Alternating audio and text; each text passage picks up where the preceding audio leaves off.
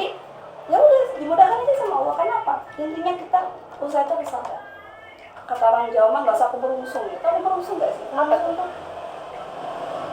Pokoknya gue harus hari ini laku. Gimana sih? Gimana aja keberungsung itu? Hari ini harus, pokoknya bulan ini harus dapat 1 juta. Apa sih gimana Pak? Harus menggebu-gebu gimana sih? Keberungsung itu kayak menggebu-gebu banget gitu loh. pengen yang apa namanya targetnya itu maksa ya target tapi maksa.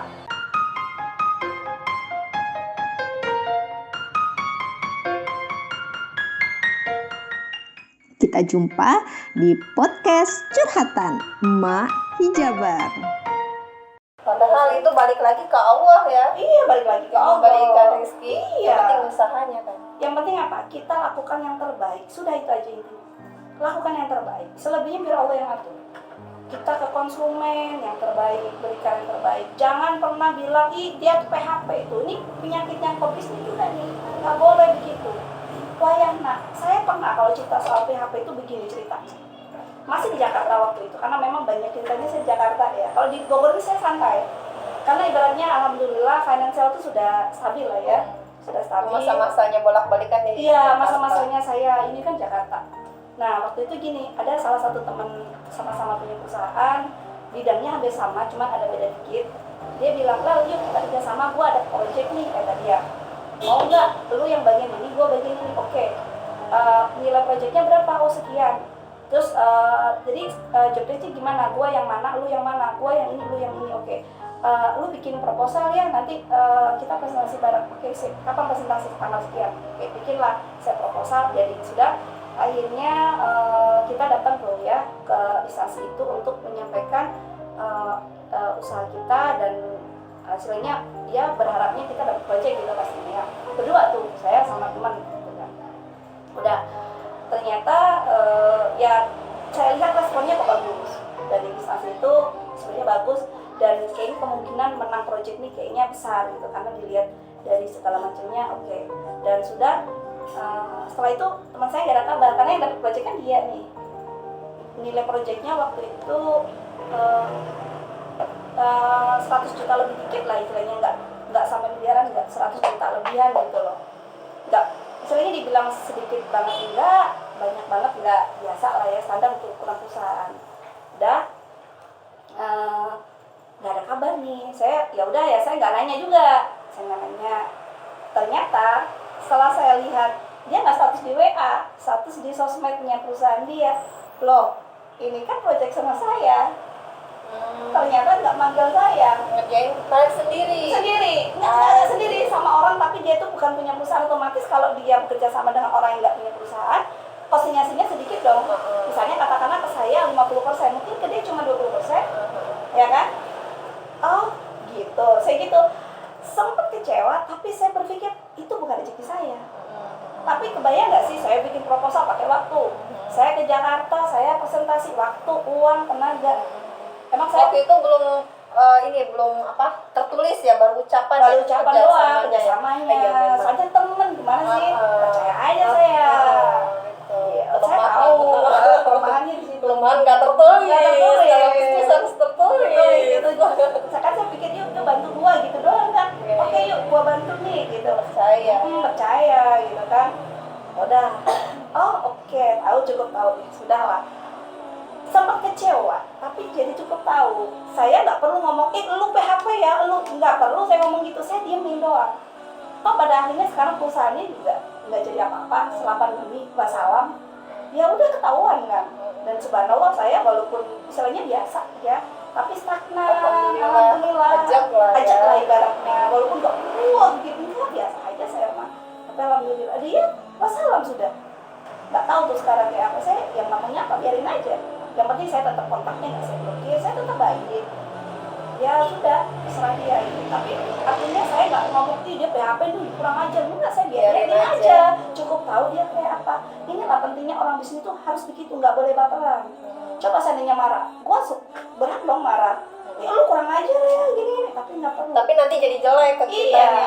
Buat apa? Nggak ada bagus-bagusnya. Kalau belum rezeki mau dia apain ya udah. Ya udah akhirnya subhanallahnya, nah nggak lama setelah itu, kalau nggak salah jangka waktu berapa hari, seminggu atau 10 hari kemudian, saya dapat project yang hampir mirip nilai apa keuntungannya, bahkan lebihnya nggak banyak sih, lebihnya dikit. Subhanallah, ini loh jawaban Allah, ternyata Allah akan ganti yang jauh lebih berkah mungkin. Dan sampai sekarang project ini manjang sampai sekarang. Coba seandainya pada saat itu saya terima project dia, tentu ada yang sekarang. nah mungkin saya tolak yang sekarang ini. Saya tolak sekarang ini karena apa? Saya sudah sibuk di project sana. Nah karena kemudian beberapa hari kemudian Allah kasih saya project yang hampir sama nilai omsetnya. Dan disitulah tanya Allah, seolah-olah Allah bilang gitu, Leli, lu emang nggak boleh gua bolehin di situ. Karena apa? Lu akan gua kasih amanah ini, proyek ini bakalan nyambung sampai beberapa tahun kemudian. Dan iya emang itu benar, proyek ini nyambung sampai ini nanti juga saya masih kerjain di 2022. Wah ini Allah, kita apa? Berpikir positif, itu dia, husnudzon pada Allah. Coba seandainya pada saat itu keberuntung, pokoknya itu hak gua, nggak bakalan dapat lagi. Ya, itulah inti diantaranya orang bisnis harus begitu ya. Pertama itu nggak utang, kemudian kita berhusnudzon ya kan.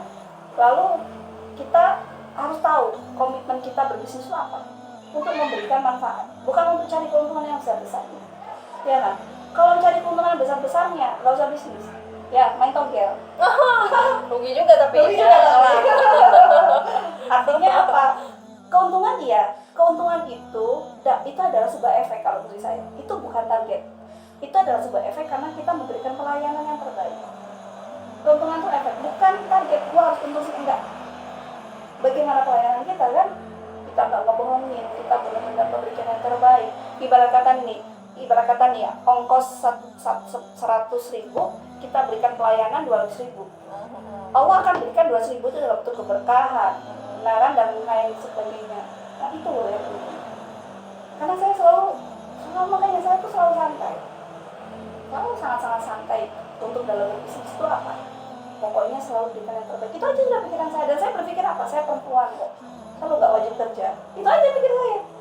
Kalau memang ini teman-teman beberapa pegawai saya ini yang memang mereka ini masih rezekinya dengan saya, Allah pasti kasih kemudahan kok bagi saya. Ada rezeki di balik itu, saya yakin itu. Dan alhamdulillah gitu. Subhanallah, itu memang saya butuh. Ini kita harus yakin kepada Allah. Subhanallah, kita nggak perlu khawatir lah. Santai aja dalam berbisnis dulu, pasti Allah kasih jalan. Ya itulah menyebut rezeki dari langit ya. Saya mah ya cuma mengaplikasikan apa yang sudah tahu doang. Ya itulah. Ya sekarang alhamdulillah, intinya kalau sekarang tuh kata orang Jawa lumintu itu ada wae gitu, gitu. Nggak pernah kekurangan, itu yang Dicukupkan. Allah dicukupkan, benar-benar dicukupkan, diberikan anak-anak yang sehat, anak-anak yang baik ya. Subhanallah, dengan suasana kerja yang sangat-sangat nyaman seperti keluarga sendiri. Itu yang saya alhamdulillah sudah kayak curhat apa, kadang nangis juga di sini, teman-teman di sini ini ya, tim kita ini kadang ya seru-seruan bareng. Ya itulah yang terkadang ini menjadi keluarga baru saya. Tuh, ya begitu sih. Jadi panjang ya. Juga curhatan. Ya. Iya, monggo. Masya Allah ya, banyak banget hal yang tadi yang bisa kita ambil ya tadi. Jangan kalau misalnya mau bisnis kan biasanya harus gak sabaran ya. Ini untungnya kapan nih? Kok saya nggak pecah telur juga ini, belum laku-laku juga. Kan ada rasa-rasa yang seperti itu. Tapi ya tadi balik lagi, kalau misalnya mau berbisnis butuh kesabaran, jangan berhutang. Karena ada loh orang yang bilang gini, ya gimana kita mau berbisnis, modal aja nggak ada. Tapi padahal ada kan berbisnis kalau tanpa modal dengan cara tadi bersyirkah, hanya saja harus bisa dipercaya dulu kan pribadinya itu. Bisa dipercaya. Jadi pada saat dia sedang melakukan, orang mah kelihatan ya dari ketika dia transaksi jual beli atau tadi jasa ya, menjahit dan sebagainya, kan orang tahu oh ini orang bisa dipercaya, oh ini bisa gitu ya, saya berikan dan sebagainya. Sebelumnya saya ada tuh di video Mah Hijabar tentang syirkah, tentang apa si kaya makin kaya, si miskin jadi kaya. Nah di situ dibahas tentang syirkah. Jadi sebenarnya yang kaya bisa semakin kaya, tapi karena dia tidak punya cukup waktu dan mungkin dia tidak ahli dalam bidang tertentu, nah si kaya ini bisa ngasih dananya ke yang kurang modal tadi gitu. Asalkan si yang kurang modal tadi tetap dipilih orang yang amanah, orang yang kompeten. Nah selama tadi Allah itu akan menjaga ya, bahkan akan memberikan keberkahan. Allah akan ada di antara orang-orang yang bersyirkah itu selama orang-orang yang bersyirkah itu tetap amanah. Tapi ketika dia sudah tidak amanah, berkhianat, maka Allah keluar dari hasil persyikahan itu. Jadi kalau Allah keluar, ya nggak akan berkah. Usahanya nggak akan berkah. Tapi dia amanah, Allah ada di situ gitu ya, akan menjaga gitu ya. Seperti ini, masya Allah. Sebelumnya kan itu teori.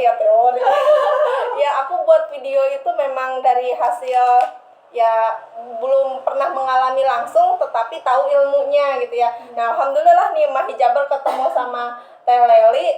Ternyata dari dari video-video sebelumnya, nah ini contoh realnya gitu ya. Allah gitu ya, yakinlah bahwa Allah itu akan bersama kita gitu ya, selama kita yakin dan berusaha. Dan ketika bersyirkah pun asalkan tadi ya tetap amanah gitu ya, tetap menunaikan janjinya, Allah di situ.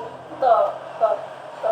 Ya, betul. Nggak amanah aja karena gila harta atau ya tadi ya karena mikirin untung lebih untung yang mana akhirnya dia keluar dari tidak amanah gitu ya, gara-gara silau dengan harta.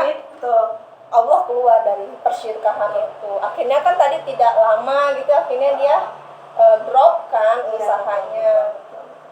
Emang bener ya, aslinya tuh kalau kita pegang ngomong tuh akhirnya iya sih, kebayang duit tumpukan loh.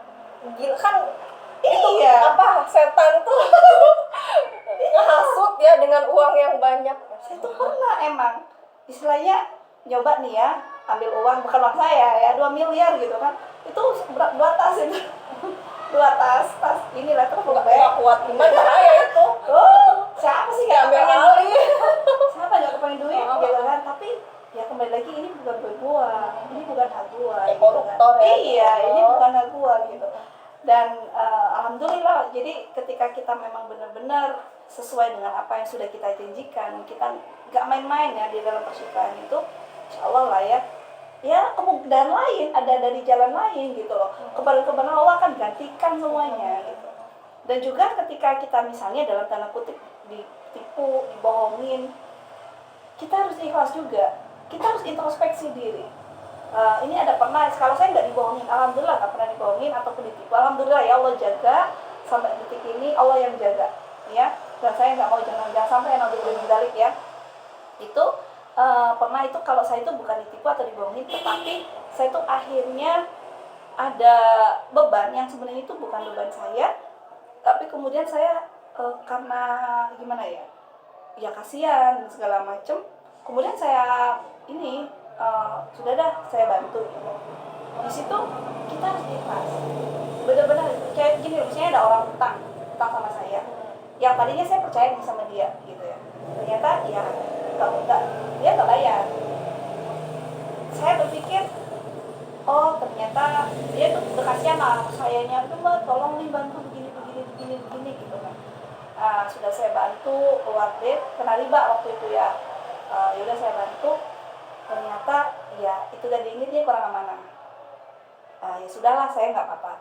Di situ sempat saya, aduh gimana ya, tapi ya sudahlah. Akhirnya saya ikhlaskan, belum ikhlas, Allah ganti. Tapi kita harus ikhlas. Kalau kita masih duit gue di sana loh gitu ya, duit gue di sana sekian loh gitu. Kalau misalnya kita terus berpikir begitu, Allah nggak akan ganti. Tapi kalau kita berpikir ya udahlah, ini memang bukan rezeki saya, rezeki dia, tapi melalui tangan saya, Allah akan ganti. Tetap bersyukur ya, ditambah nikmatnya. Nah dari situ saya dari situ terus terang belajar apa? Belajar ketika saya memberikan hutang, saya nggak pernah balik. Niatnya nolong Tuh. Nah, karena itu ketika ada orang mau pinjam uang ke saya itu selalu saya berpikir, gua udah siap nggak kehilangan uang ini? Gitu loh. Karena itu ketika dia misalnya katakanlah butuhnya 1 juta, tapi ini orang kemampuannya nggak segitu deh. Makanya gini deh, saya contoh kemarin ya ada gitu ya teman ini, saya mau ada perlunya penting, emang saya lihat dia butuh 1 juta. Saya lihat kemampuan dia nggak semampu itu. Bukan berarti saya merendahkan ya, atau dari enggak, tetapi saya tahu kan kemampuannya mengukur dia gitu. Ini deh aku bantu ya, saya bilangnya aku bantu, saya nggak bilang aku utangin, saya bantu ya, saya bantu lah, hanya 1/4 dari uang yang dia inginkan. Nah semoga nanti yang selebihnya kamu dapat dari yang lainnya, saya gitu doang. Terus dia bilang ya udah nanti aku bayar mbak, tenang aja, dia bilang gitu. Saya cuma berpikir, saya sudah akad dari awal, saya bilangnya dibantu. Kalau memang dia balikin ke saya, ya udah, berarti itu masih rezeki saya. Tapi kalau memang dia gak balik, saya harus sudah siap itu uang hilang. Apa nantinya toh itu bakalan jadi tabungan saya di akhirat kan? Itu adalah sedekah saya. Ya udah, berpikirnya begitu. Nah makanya orang berbisnis tuh begitu. Karena sekarang tuh saya tuh gini, nggak usah bingung-bingung nyari orang untuk disedekahin. Masih banyak teman-teman saya yang seperti itu, yang kurang-kurang gitu. Dengan dia mengetok pintu ke saya, utang itu sudah merendahkan harga diri dia kan. Bukan berarti dia rendah, enggak juga, tapi artinya orang gimana sih kalau orang utang tuh gimana sih ya kan? Pasti udah malu segala macam. Itu berarti emang dia butuh banget. Itulah justru yang kita bantu. Emang saya kadang terus terang iri, kadang teman-teman yang lainnya itu bisa memberikan sumbangan ke sana, saya kayak bagi-bagi ke pedagang-pedagang kecil. Tapi saya selalu kira-kira dengan cara seperti ini ngefek gak sih gitu loh. Maksudnya gini loh, apakah nanti akan mengentaskan kemiskinan atau apa? Saya berpikirnya begitu. Jadi dengan cara pertama saya lakukan adalah apa? Ketika dengan dia misalnya berhutang gitu ya, dan dengan saya mudahkan, itu saya pertama sudah bantu. Lalu dengan cara apa lagi? Orang yang saya anggap dia punya kompetensi, saya selalu, yuk aku modalin kamu. Itu sudah. Jadi dikasih usaha, iya, untuk dia bisa menghasilkan. Betul. Buat dirinya. Saya modalin, nggak cuma saya modalin toh, tapi saya ajarin ilmu bisnis itu kayak apa caranya. Itu benar-benar begitu. Misalnya ada gitu ya, salah satu teman, dia itu senang banget jualan produk kecantikan, dan dia pintar banget menawarkan di TikTok segala macam, pintar banget. Lalu kamu mau nggak buka perawatan wajah segala macam? Ada nih, saya punya link di situ, kalau kamu mau buka modalin deh, nanti kita kerjasama dan aku aja bisnisnya. Karena dia memang dari awal sudah punya skill. Nah kayak gitu udah, karena saya tahu kasihan dia itu ganda gitu kan, dan memang benar-benar penghasilan dia dari online, nggak misalnya dari online shop itu, karena dia nggak punya modal, benar-benar orang nggak punya gitu. Nah dengan cara begitu saya udah senang gitu loh. Inilah yang benar-benar saya anggap inilah cara saya untuk bagaimana membalas, selain membalas apa yang sudah Allah berikan ke saya gitu kan. Ya udah, ya Allah, ini saya persembahkan untuk Engkau. Artinya apa? Ya istilahnya harta ini dari Allah, kembali kepada Allah lagi. Titipan Allah. Titipan Allah, kembali ke Allah lagi. Iya. Ya dengan cara seperti itu. Saya masih belum kepikiran untuk bagi-bagi seperti teman-teman kayak di pinggir-pinggir jalan, belum kepikiran. Beda-beda ya orang cara. Iya, saya belum kepikiran karena saya hari ini dia bisa makan, besok enggak. Saya pikirnya begitu. Bahkan ada beberapa orang-orang yang memang saya tawarin, yuk belajar sama saya gratis. Kamu nanti berusaha sendiri, nanti saya kasih jahitan, saya kasih order jahitan. Iya mau bener Bu, ada beberapa janda yang saya bikin, yuk sini mak besok belajar. Beneran Ibu, saya nggak punya uang Bu buat belajar. Udah, kamu nggak usah ngomong-ngomong. Saya bilang, bentar kalau ngomong-ngomong orang pada pengen gratis lagi ke saya. Lihat orangnya dulu, ya kan. Nah ada yang gitu, makanya seperti itu yang saya lakukan. Saya lebih baik berbagi ilmu gratis daripada harus berbagi harta. Harus, bukan berarti saya pelit ya, artinya harus tahu nih sasarannya kemana dulu. Itu aja. Saya berpikirnya begitu sih sampai saat ini ya, masih belum berpikir kalau makan gratis, ada bareng-bareng aja kesini lah ya. Ini juga satu tim ini banyak orang nih ya, kalau udah makan siang nih nanti ya ada beberapa orang itu udah lah itu. Jadi sudah seperti itulah cara mengapresiasikan apa yang memang Allah perintahkan itu dalam bentuk sedekah, dari membebaskan utang, dari ya itulah seperti tadi yang saya sampaikan, bagi-bagi yang gratis. Saya masih punya cita-cita. Ya, cita-cita saya itu apa? Saya tuh pengen keliling Indonesia Wih, untuk bagi-bagi ilmu gratis. Masya Allah.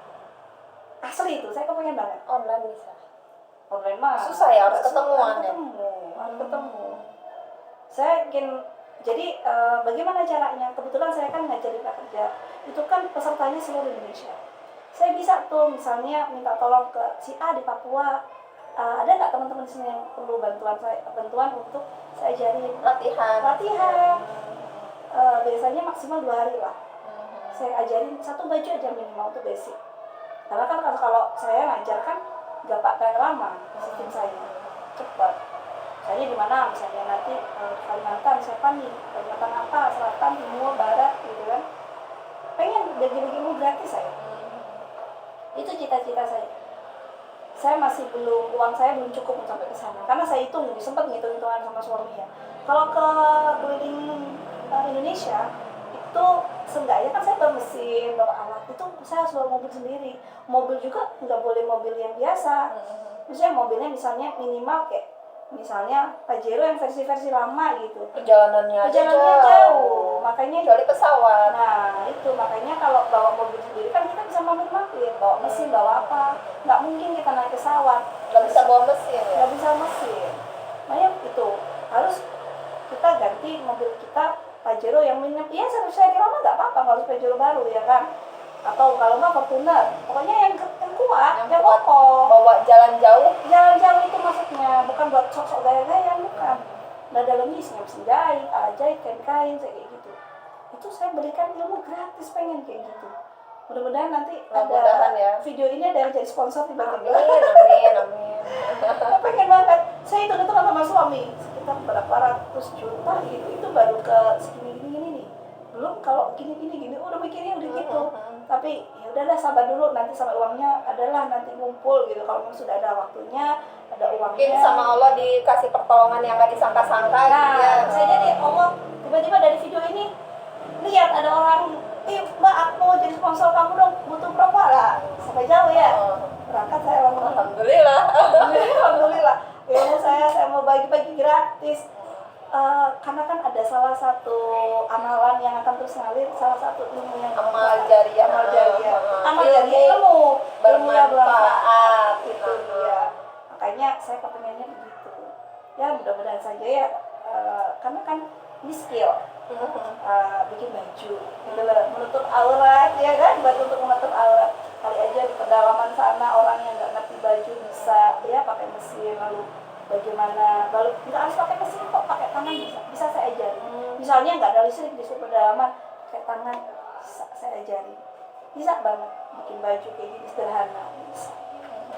Jadi intinya itulah cita-cita saya itu, cita-cita saya seperti itu. Amin. Ya, kira-kira mudah-mudahan ya. Mudah-mudahan. Tiba-tiba ada sponsorship. Kita kan nggak tahu ya dari mana jalannya. Iya, itulah makanya. Nanti sama Mas Hijaber ini ya ditulis nanti di bawah sini. Websitenya, sosial medianya, nanti bisa langsung mengunjungi ya, langsung lihat seperti apa, langsung kepoin, langsung di stalking, betul, langsung cari-cari ya. Nah, insya Allah ya, mudah-mudahan Mah Hijaber semuanya bisa termotivasi, bisa semangat, atau yang lagi membangun bisnisnya bisa jadi struggle ya, jangan pantang menyerah. Terus kalau misalnya punya passion di dunia busana, nanti bisa kepoin bisnisnya Teleli, atau mungkin bisa ikutan join. Oh, saya punya keterampilan nanti bisa sekalian langsung ke Teleli ya. Mungkin itu aja ya Teh Leli ya. Waktu kita sudah mau habis lumayan. Sudah lama ya. Ya nanti kapan-kapan aku pengen ngobrolin produknya kan. Kalau tadi sejarahnya. Aku pengen ngobrolin lebih fokus ke produknya apa aja. Karena aku kan memang kepo juga ya dengan produk yang tadi diceritain di belakang layar ya. Betul. Itu banyak banget dan aku ngeliat tuh bagus-bagus gitu ya. Nah, pengen terinspirasi dari produk-produk itu. Siapa tahu ada yang berminat, mungkin ada yang mau beli, atau ada yang mau jahitin atau justru pengen, aku pengen punya skill kayak gini, langsung aja. langsung khususnya. Nanti itu lebih detailnya nanti ya, aku pengen kepo di video selanjutnya. Nah, itu aja untuk hari ini, itu aja. Nanti kita ketemu lagi di podcast curhatan berikutnya. Terima kasih buat teman-teman Mahijabar yang sudah menonton video ini. Terima kasih juga buat Teh Leli atas kesempatan waktunya. Terima kasih. Sama-sama, terima kasih juga. Semoga teman-teman bisa menjalin silaturahmi ya. Ya, itu aja ya. Terima kasih. Wassalamualaikum warahmatullahi wabarakatuh. Waalaikumsalam warahmatullahi wabarakatuh.